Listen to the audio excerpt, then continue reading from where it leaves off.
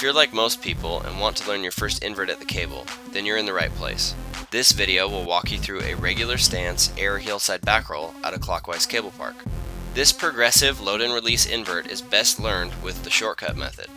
For the shortcut method, you'll want to pick your line between corners 4 and 5 if you're at a 5-tower cable park. Let's go through the steps by analyzing this clip of me doing an air Heelside back roll at the cable. In this clip, I approach the corner buoys on my heels and build momentum before I edge smoothly around the corner on my toes. Notice that I rounded the corner just wide enough so that there is little to no yank on the line as I pass the corner buoys. I remain gently on my toes through the buoys. As soon as my carrier rounds the corner, the line tension increases and helps me shift my weight further over my toes before I begin loading the line on my heels.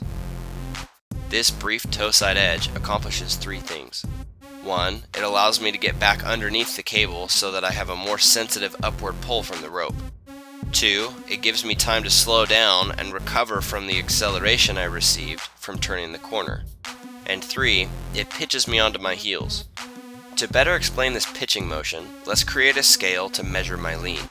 Negative numbers represent toe side edging, positive numbers represent heel side edging, a 0 represents a neutral edge, and a 10 represents edging at 100% with my shoulders skimming the surface of the water. After the corner, I fall onto about a -2 and then release to a 0. This transition from my toes to my heels gives me some extra momentum, helping me load up to about an 8. The higher the number is, the higher the load will be, resulting in higher line tension. This line tension, when applied properly, can translate into more pop. Let's take a look at the physics behind the load and release pop for this trick. There are 2 strong forces that generate the pop and rotation for a Heelside back roll: the pull from the rope and the push from the water. Riders can load up these opposing forces and launch themselves into a flip. In this clip, at my 8 edge, these forces are at their strongest.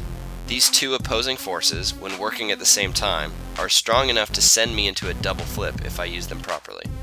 When I release, I allow my upper body to come forward while remaining in a stiff, tall body position, pushing all of the bend out of my legs and looking over my lead shoulder, directing the flip around the rope instead of toward it. From here, the trick's rotation will continue naturally. However, this trick's natural rotation is somewhere in between a Heelside back roll and a Heelside back roll to revert. As soon as you spot the water, you'll want to push the handle back towards your lead hip to cancel out that natural 90-degree rotation. You can do this with 1 or 2 hands. This handle movement is important because it is the deciding factor between a back roll and a back roll to revert. If you do nothing with the handle, you will land in between the 2 tricks and most likely slip out over your heels. After pushing the handle toward my lead hip with 2 hands, I land slightly against the rope and absorb the landing with my legs. Now that you understand how this foundational load and release invert works, it can be a great building block for other more advanced air tricks in the future.